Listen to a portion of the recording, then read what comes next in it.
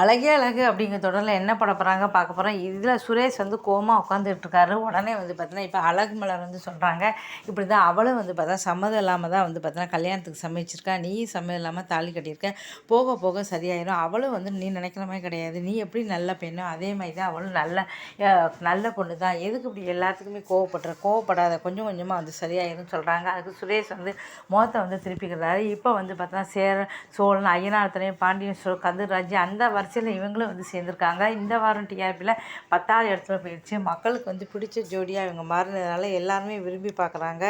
இதுக்கப்புறம் என்ன நடக்க போகுது அப்படிங்கிறத பார்க்கலாம். இதுக்கப்புறம் என்ன அப்படின்னா கண்டேன் அப்படிங்கிறதுல என்ன பண்ணுறாங்க பார்க்க போகிறோம். காவியா வந்து இப்போ பொண்ணு கேட்டு வீட்டுக்கு வந்துட்டார் தீபக்கு.